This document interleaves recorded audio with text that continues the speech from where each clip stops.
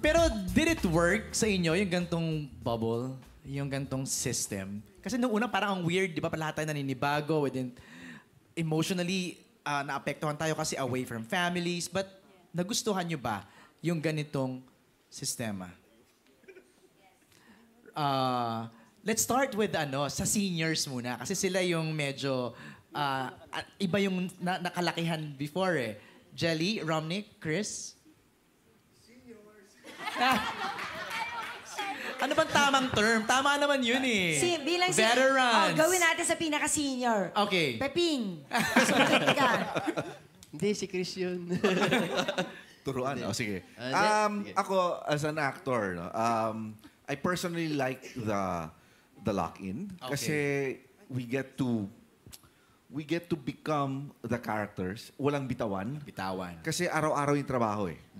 And the 12 hours sa loob ng lock-in is perfect. Okay. Unlike before, every other day, pero pag uwi mo sa bahay, tulog ka. Hindi ka nakikita ng pamilya mo, ano ka lang sa kama. Pagbangon mo, sila naman yung patulog, tapos bangon ka ulit para pumunta ulit sa trabaho. So parang para sa akin, yung time na ipinapahinga is hindi siya pahinga. Parang sayang kasi hindi mo na-spend sa pamilya mo. But this time, nangyari, parang na-discover ko bilang artista na mas nakako-concentrate ako nang hindi ko binibitawan yung character ko dahil araw-araw nandun ako sa set.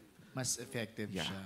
Therefore, the next day, when we work, dala-dala na namin, it becomes natural. Right. Parang organic. Lahat ng sinasabi namin, ginagawa namin, it's all natural, organic. And nakafocus kasi kami sa emotions namin, dala bit namin hanggang matapos yung cycle. And then bibitaw kami. Pagbalik ulit, medyo mangangapa ng konti, tapos bit mo yun araw-araw. So dala-dala mo. So ngayon, ang tawag ko sa mga anak ko, anak. Yung meron kaming connection, ang tingin ko talaga sa kanila, mga anak ko. Si Cap, si Be. Oh. Tsaka kung sino-sino pa sa amin. Even with the staff, parang we all have, nagkakaroon kami ng rhythm.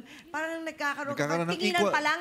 equal footing lahat. Oo, tapos tinginan pa lang nakakaintindi, ganyan ang May gusto mo connection pala. na agad, Okay. oo. Parang si Direk, parang, yun palang gusto ni Direk, hindi na niya kailangan sabihin. Parang magtinginan lang or maramdaman mo lang yung energy niya.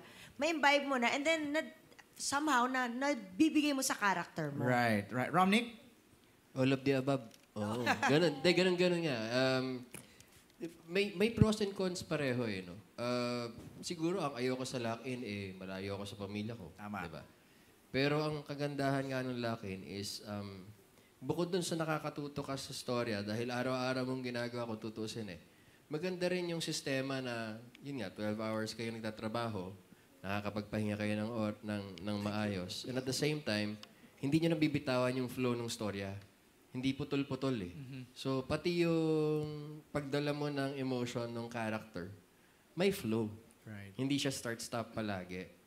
Pati yung relasyon mo doon sa mga characters na nakakasalimuha mo sa eksena, may katotohanan. Kasi magkakaibigan kayo eh.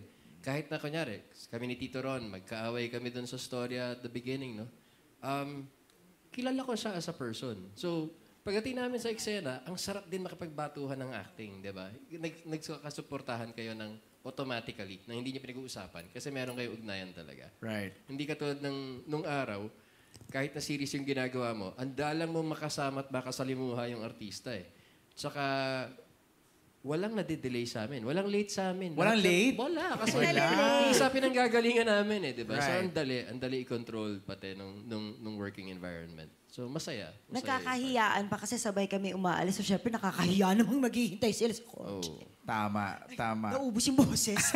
Tito Ron, Sarap punta. did you like the setup, the lock-in, the bubble? Oh yeah, I like it very much dahil napapahinga naman ako sa pamilya ko. Joke. Hindi, talaga totoo maganda. Hindi na interrupt yung yung flow ng character. Right. Kasi nandun lang. At saka yun na nga, walang delays dahil nandun na kayo eh. Sabay-sabay lahat. On the set agad. Maganda siya. Easier, direct? Plus, doon sa side na sabi mo, nalalayo ka sa family mo. Right. And yet, Di ba sabi nila, absence makes the heart grow fonder. So, pag nagkita kayo ng pamilya, excited. Di ba? Nice, tama. Direct, Yes, definitely. I mean, even before naman, mga projects namin nila Kat, nin DJ, pag naka-lock in kami, talagang mas, what everybody said, natututukan ng characters, they're parang immersion, and then at the same time, the bond is stronger. But I think it's also a big factor na gusto mo yung mga kasama mo. Kasi kung kunwari, if there are bad eggs, di ba, parang hindi nakakatuwa ma-lock in sa hindi But nagkataon na ito, it's such a good bunch. So, madali ang trabaho namin dahil kasi masaya at magagaling ang mga kasama namin. So, that's really easier for us. So much easier. right. So, walang bad eggs dito, Tito Ron. Pero ang pinaka gusto ko sa lahat dito sa lock-in, inuulan nila ako ng pagkain. Yun talaga no? Binubusog ka talaga ini-spoil ka ng food. So, walang bad eggs sa bunch na to. Nag-enjoy talaga lahat. Nice. Okay, Aaron. Yes, MJ, we have a question from Rachel Shason of Of Pep.ph. Hi, good evening everyone. Kay Direk, siguro follow up dun sa question, no, na pag may tension sa set, syempre may mga times na nape-pressure, paano nyo hinahandle yon, Direk? Ano ba? Kumakain. Nagsistress eating kami, obviously. So, mas payat ako nung start ng project Pero really, totoo, stress eating, ikakain na lang namin. Kasi ang mga pressures na dumarating is, one, weather, health, medical, di ba? So, marami yun But at the end of the day, there are things that you have to choose your battles na lang. So, ayun, ikain mo na lang, and then, hindi, para seryoso naman yan, kinakain na lang namin. Di ka order tayo ng food na masarap para wag natin maramdaman yung pressure. Pero yun, kasi yun marami talaga nagiging problema na dumarating naman in any project. So, what you can do na lang is just learn to roll with the punches and then deal with it and move on. Kasi, di ba, meron ka pang mga kasunod na hinaharap. So chill kayo, Direk? Hindi kayo parang... Ako, I'd like to think I am. Yes. I'd like to think I am. Ayun, in fairness, may affirmation from the cast. Ayun, last question for Katniel. Dahil di ba nilook forward nyo nga yung mga rest day, meron bang particular co-star na kayo na may natutunan kayo na wisdom or advice dito during the lock-in tapings? Iba-iba, depende sa advice na gusto ko hingan. Sige, sino yan? Go! Kasi ang dami, ang sarap kausap ng lahat dito, Sometimes, nagsisimula na yung kwentuhan, wala pang alcohol or anything. Tapos ang sarap na ng usapan. Kasi ang dami. For example, I want advice about sa love, sa marriage. I'll go to my nanay, Tita Jelly, and Tita Irma. Okay. About relationships, yung mga ganyan. And then if I want advice naman, okay, sa perspective ng guys, ano yung naging problem nyo before, and then ma-advise nyo sa akin. I'll go naman to Tito Chris and Tito Romnick. POV ng guys. Yan, just share nila. And then if I want naman to talk about friendships and all, sila Alisa, sila Via, si Pamu, sila naman. And then pag about sa mga overall experiences with girls, lahat ng mga good and bad experiences, and sa family, I'll go to Tito Ron. Tapos kapag naman gusto mong makinig lang, tapos may entertain ka sa kwento niya, he'll go to Direk May. Kasi sobrang dami niyang kwento. Na parang rom-com yung buhay niya. Literal, promise. Parang panoorin mo lang siya, grabe, ang entertaining. So, depends sa gusto mong makuha ang advice. And then, you'll go to these people. And hindi ka magsasawa kasi they're very, very smart. And talagang may matututunan ka sa kanila. Ang galing. That goes to show na talagang super close ka kasi with everyone. Meron kang nahingan na advice. Yeah. Ang galing. Si Daniel, meron bang particular co-star na may observation ka na or advice na i-share sa'yo na nagustuhan mo? Anong gusto mong malaman? Hindi, ang tatay ko, Tito Nick, sarap lagi ang usapan namin yan. No, tay? Yun ang iti-treasure ko, yung mga malalim naming usapan dahil professor siya at professor ko rin yan, ang tatay ko. Kaya gustong-gusto ko siyang kausap. And I will forever treasure that. Pag yung mga panahon naman na hindi ko alam kung anong gusto kong inumin, si Yubs naman ang tatanungin ko. Advice. Parang bad influence yun. Joke lang yun. Hindi, pero real life friends din naman kayo. Hindi, gano'n. Correct. Yan, actually, pagka gusto kong ng tahimik at usap, kinakato ko yan sila Tito Chris. Magka-room sila ni Tito Nick kaya doon lang ako tumatambay sa kanila. Pakasarap kausap. At nung duo na to, the best yung duo na yan. Yun naman, pag good times naman, yung tamang, kami nila Toxie Root, kami nila Ives, kami nila Matt. Right. Yung grupo naman, solid din yung grupo na yun. Wala lang yung 2 itlog dito ngayon. Sayang. Pero yeah, it's a good time. Overall, lahat kami magkakaibigan na talagang yun yung doon ako mas nalulungkot. Kasi yung tanong kanina about the story itself is, it's done. Okay, pag sinobrahan pa natin, wag na. Di ba? Maganda na siya hanggang dito na lang. At ganoon talaga eh. Ano yung sinabi mo kanina, Direk? All good things must come to an end. Yes. Di ba? Nagbakil ka kaya hindi ko tinuloy kanina. So, yeah, anyway. Pero happy set talaga. It's a very happy set na may ginagawa, hindi lang kami laging masaya na parang wala.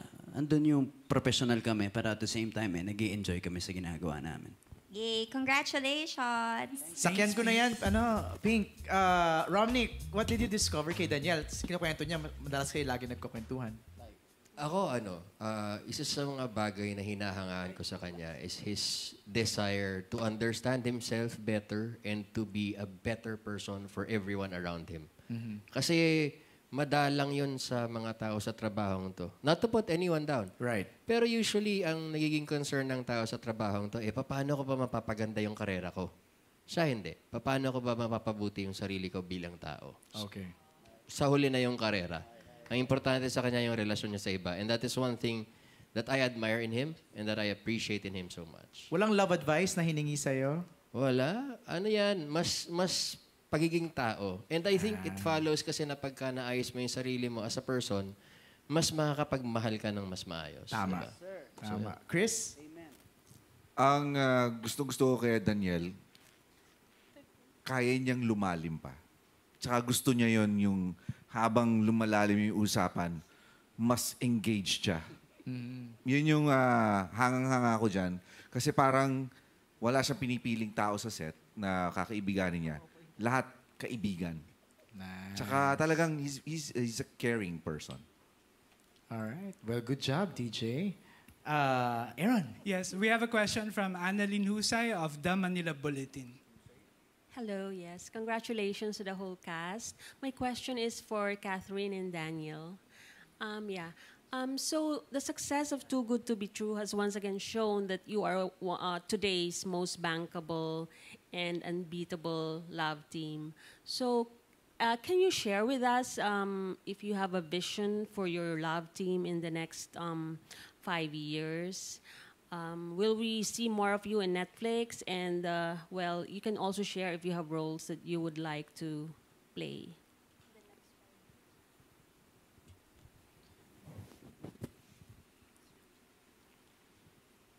Time's up. Okay.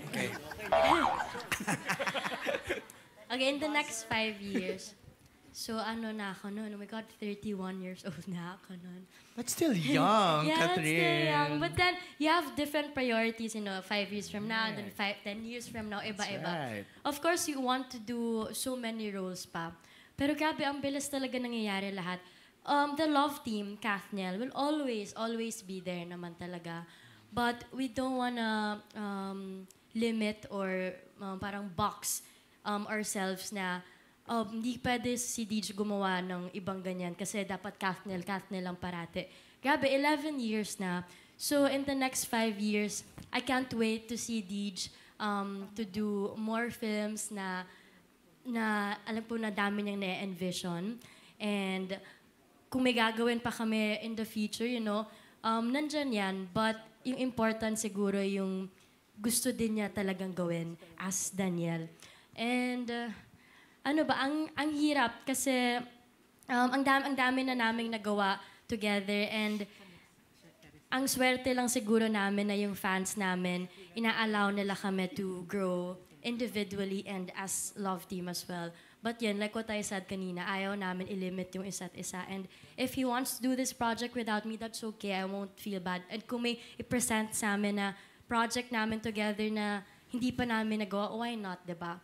But, yan, tumatanda na rin kami. And of course, we want to offer the audience more roles na hindi pa talaga nila napapanood. So, mas pinipili and nagiging particular lang siguro kami ngayon, especially kung ano yung pipiliin, especially after this for next year. Very critical siya. Yun yung mahirap. DJ?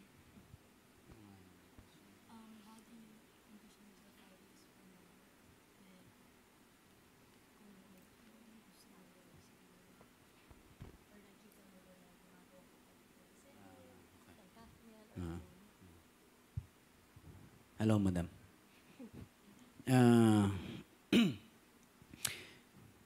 Next 5 years, accurate yung sinabi ni Catherine. Ganon talaga, madam di ba? We've done so much films, shows also.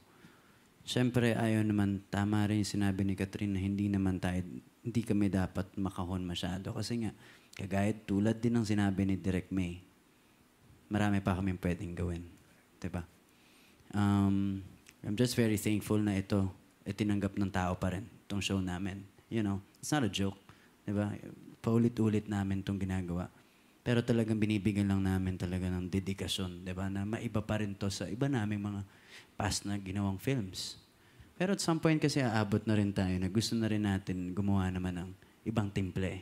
Diba? Kasi pag paulit-ulit, nawawala na din minsan yung ikaw rin parang, so you have to do something new. Diba? Something, a different taste. Kasi pag paulit-ulit na parang pagkain lang, paulit-ulit, nakakasawa na din. I'm not saying na nakakasawa. It's always magical pag magkasama kami. Diba? Pero, individually, kailangan namin din mag-grow as actors din. Gumawa naman ng mga projects na kinakatakutan namin. Diba? Mga projects na hindi kami sigurado. Masarap yung ganon Masarap yung pagsugal at hindi mo iniisip kung anong kikitain ng pelikula mo. You just wanna do it because I like it. Diba? Iba yung feeling na yun. So, ang dami pong mangyayari in the next 5 years. Pero lahat naman yan, it's all about passion, di ba? With the craft. Yun lang naman yun. So, yes. Thank you, madam.